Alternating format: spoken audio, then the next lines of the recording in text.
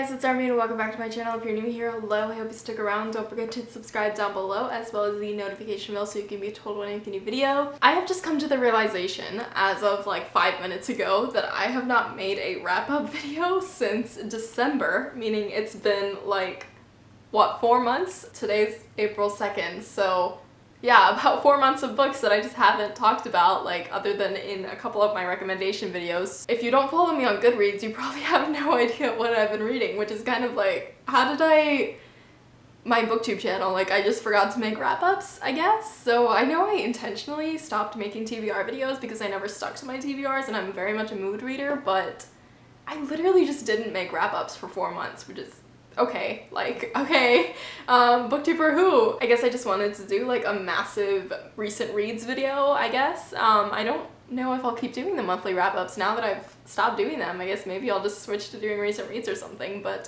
here I am, recent reads. There's like maybe a little less than 20 books, so let's just get into it. The first thing I read in December wasn't even an actual book. It was the Cassandra Clare We Jace You a Clary X, what is it called? We Jace You a Clary Xmas.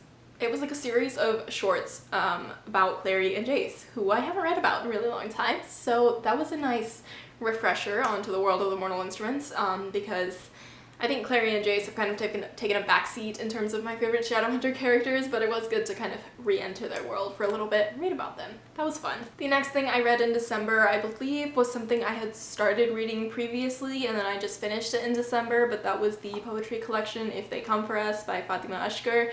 I got this from a secondhand bookstore and I was kind of iffy about it at first because I was like, I don't usually buy poetry books, but since then I've bought many poetry books because I really loved this book. I think it touched on a lot of really heavy topics and a lot of really important topics, and I highlighted a lot of things in here, so I think a book that I really want to annotate is something that I feel strongly about. If that made sense. But I think if you haven't read this, definitely check it out if you're interested in kind of poetry which tackles heavier subjects and is very poignant, and despite the fact that it's not too many words or pages, it still carries a lot of weight. The next book that I read in December happened to be one of my favorite books of the year, and honestly one of my favorite books of all time, and that is The Sky Beyond the Storm by Sabaa Tahir. This was an absolutely amazing conclusion to the Ember and the Ashes series. If you haven't read it yet, definitely check it out. Like, if you're on my channel and you haven't read An Ember in the Ashes, what are you doing? I will promote this book until I die because it was so amazing. I have so many feelings, and I'm looking back at my Goodreads right now to make this video, and I literally in my review wrote, at some point I will come back and write a coherent review, but right now all I can do is scream. And I never went back and wrote a coherent review. So I guess that's a review enough. I don't know that I will go back and write a coherent review, even though it deserves one. I guess I made a video, I will link it. I made a video about it, so that will have to be enough. But I could talk about this book all day. It was absolutely amazing. 5 out of 5 stars. The final book that I read in December was The Song of Achilles, which I gave 4 out of 5 stars because I didn't love it as much as I had hoped to, but it was a very good book. I know everybody's been hyping it up recently because of book talk or whatever. I kind of have a vendetta against book talk, but this is not the place for that. So, Song of Achilles, very good. I definitely prefer Circe over this book, but it was a very good story. I love Greek mythology, so it was a good time. It was definitely told a bit differently, and obviously the characters are different and everything, you know, it's not going to be the same, but it was a good book. The first book that I read in January of 2021 was Six of Crows. This was a reread, and I am so glad that I decided to reread this book because it was absolutely amazing, and I don't know where my head was the first time I read this book because I didn't really like it the first time. I didn't really care. I guess I wasn't paying attention. Like, I don't know what was up. But the second time, oh my gosh, like, these characters, they hit me hard. This plot was amazing. The writing was phenomenal, and I love these characters now. Like, it was such a fun time. I didn't have any tabs on me when I was reading, so I couldn't like really annotate it, but I did take pictures of so many pages while I was reading just to send them to people and scream about them. It was such a fun time. Like, if you haven't read Six of Crows yet, you're missing out. And of course the second book was Crooked Kingdom, which I read right after Six of Crows. Like, within the span of a week I read both of them, and they were both absolutely amazing, especially Crooked Kingdom. I loved everything about it, and I just like, man, these characters, they hit you, but it's gorgeous. Like, this cover is gorgeous, this duology is gorgeous. I'm so happy with like having these copies. Like, in terms of my physical books, I think these are two of my favorite physical books to own, just because they are gorgeous and I love holding them and having them. And this is a recent read. It's not a prettiest books on my shelf, but if it was, this would like be up there. Next up was The Lost Book of the White by Cassie Clare and Wesley Chu, which follows Magnus and Alec. It's part of the like separate series that they're writing, and I was a little bit disappointed with this one. First of all, this copy was gifted to me by Andrew from Andrew Reads. I will link her channel down below. But I was really excited to get this in the mail along with the first book because I actually really loved the first book. But this one kind of fell a little bit flat for me. I think just like partially because of when it takes place. I didn't really care for like the characters as much this time around because it takes place kind of like during the Mortal Instruments times, like the latter half of the Mortal Instruments times, which I really don't remember a lot of. And also, like, because I know about the characters later, the stakes for me just weren't as high. It's like, oh, you're traipsing through hell with, like, a Prince of Hell? I'm like, okay, I'm reading about Chain of Gold, which also has a Prince of Hell in it, and I know Magnus, like, shows up in later books, so, like, I couldn't really bring myself to care. I think also this side series in particular is written a little more lightheartedly than the main books. And I think it's understandable, but I think the humor just tends to, in this book at least, dull the experience for me because it's like there's these huge things going on and like this big, you know, it's trying to be very serious and big and high stakes, and then you have these characters acting like comic relief, and I'm just like, okay, like I can't be sad about this character almost dying or like scared about this character almost dying if I don't think anything's actually gonna happen to them because the villain is acting like a 5-year-old. Like, it just kind of, you know, it didn't sit right with me, but I think it was still an enjoyable read. Like, I still enjoyed reading it. I think I gave it, what? Just kidding. I gave it 3.5 stars. So it wasn't awful, but I didn't love it. The next book that I read in 2021 was Last Night at the Telegraph Club by Melinda Lowe. This was sent to me by Penguin Teen, and I'm really glad because this was a 5-star read. I really loved this book. This cover keeps sliding off. But I really love this book. If you haven't read it, I highly recommend it. If you're looking for like Asian American reads for this month, definitely highly recommend this book. It follows a Chinese American teen in Chinatown during the Red Scare as she's kind of dealing with her own sexuality and finding things out, and you know, there's like underlying plot as well, but it's very much like a character-driven kind of identity, coming-of-age type novel, and I really loved it. It was very good. It dealt with, like, obviously LGBT identity, but also a lot about cultural identity and Asian American identity and all of that kind of stuff, and I think it does it really well. The next book I read, now kind of moving into February, was The Woman Warrior. I read this book for class. It is by Maxine Hong Kingston, and it is kind of a literary book about kind of growing up as a Chinese American, but I didn't love this book. I think it was very gripping at some points, and other points were kind of like, what is going on? Like, I think it was kind of intentional the way it was written, obviously, but for me it kind of felt a little spacey at times, and I was like, is this real? Is this like actually happening? What is this scene being described here? So some points just weren't like literal enough for me, but overall I think it was an enjoyable read. I gave it 3.5 stars, and I think it's one of those like kind of classic Chinese books that people read, but I don't think, and I think the author says this in one of her interviews that we had to watch, that I don't think that this is like a fully representative book. Like, this book is not going to represent every Chinese American's experiences, or even any like, or even really like more than her experience. I think there will be elements of it that people can relate to, especially Chinese Americans, but as a not Chinese American, like, I cannot speak for that, but I think based on what she said in her interview, I don't think it's meant to be representative, as many books often are like purported to be, you know, like, oh, this is a Chinese American book, therefore it's representative of all Chinese Americans.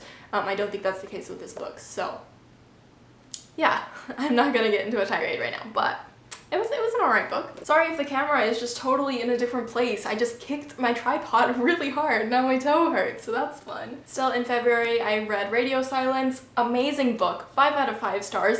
Probably both simultaneously the best and worst time I could have read this book, because it kind of deals with this girl figuring out that maybe the path she's taking academically isn't the path that she really wants to take, and kind of dealing with expectations of society, expectations of academia, expectations of always doing your best and doing, you know, the absolute most, and kind of overperforming and, you know, dropping everything else to the side and all these kind of things, which are very important. But this is my second semester of junior year in college, and I have to make some very important decisions about my future at this point in my life. So I think reading this right now was very important for me personally because of like what I'm going through, but also it's a little bit hard to motivate myself to finish my semester while reading a book about, you know, dropping out of college, which I'm not going to drop out of college because I have goals that I need to reach, and you know, college is a part of those goals, and I actually like school, you know, most of the time. So I'm not saying I relate to this book in every way, but I think it was simultaneously a good and bad time to read this book. So,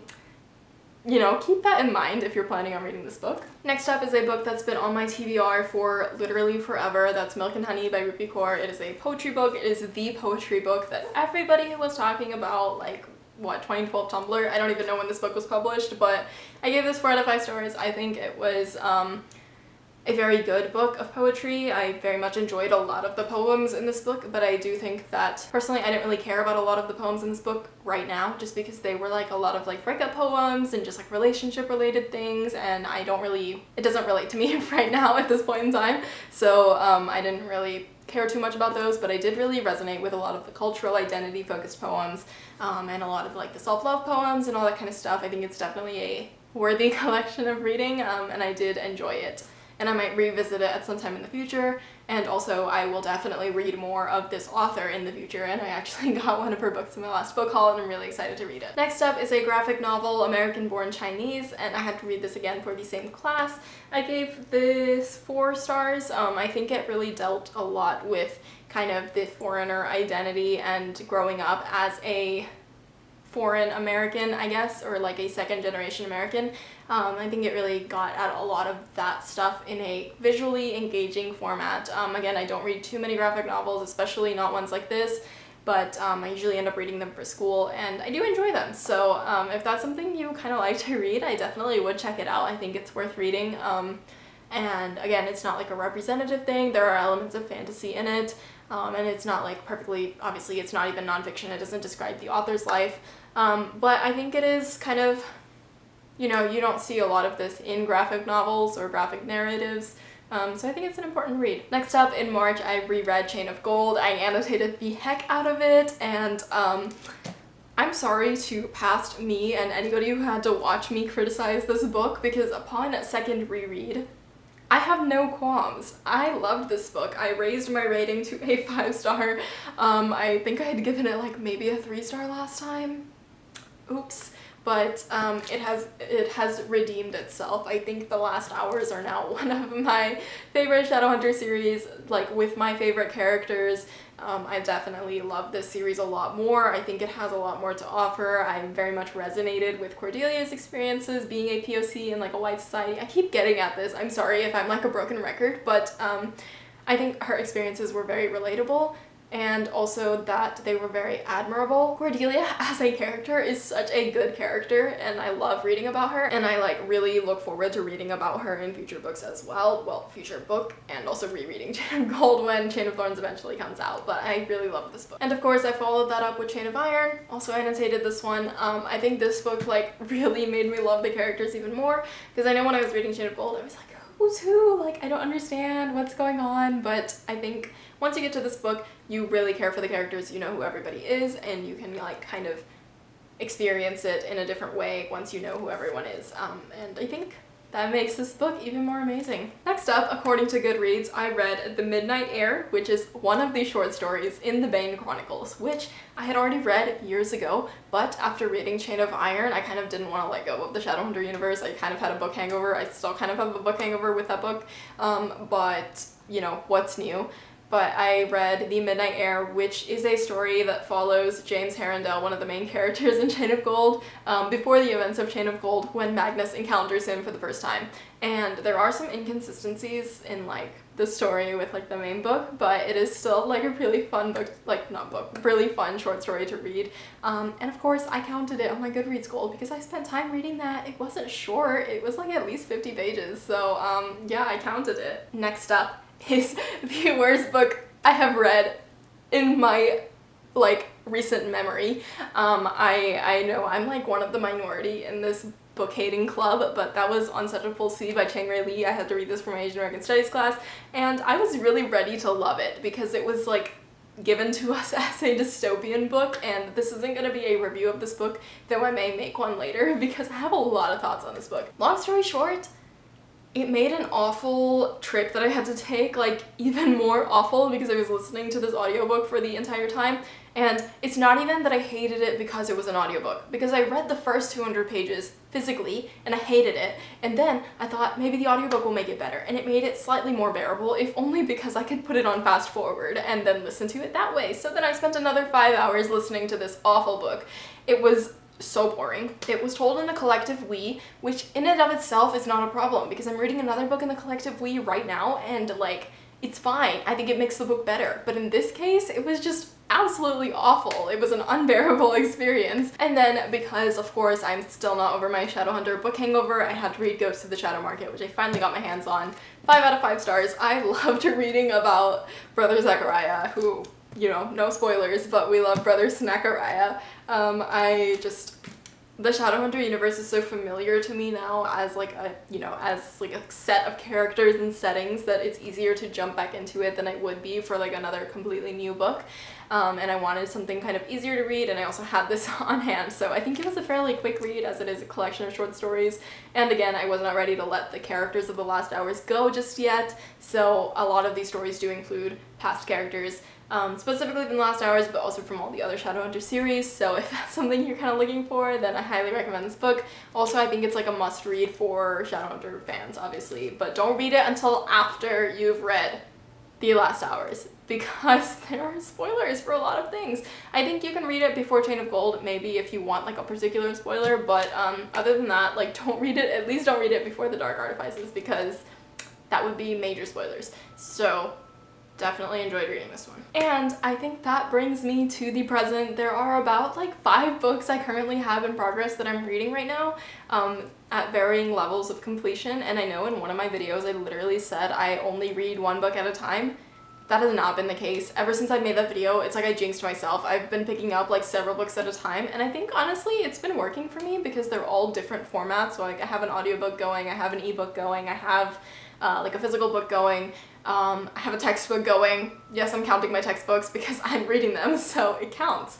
But anyways, so that's all of like my completed reads for the past 4 months. Hopefully I'll make another one of these soon and I won't let it pile up so much because this is a lot of footage to get through. So anyways, I hope you guys enjoyed this video. Please let me know down below if you've read any of these books and if you like them, if you disliked them. If you've read On Such a Full Sea and you also hated it, please let me know. I don't want to be the only one who hates this book. I had to defend myself to the class and be like, I hated this book for this myriad of reasons, and you've given me 2 minutes to explain myself. So I'm gonna have to write a Goodreads review about this book. Anyways, getting off on a tangent again, if you're into this video, please give it a thumbs up, let me know down below. And as always, don't forget to subscribe so you can be told when I make a new video, because hopefully I will be posting new content very soon. Thank you guys for watching. Bye bye.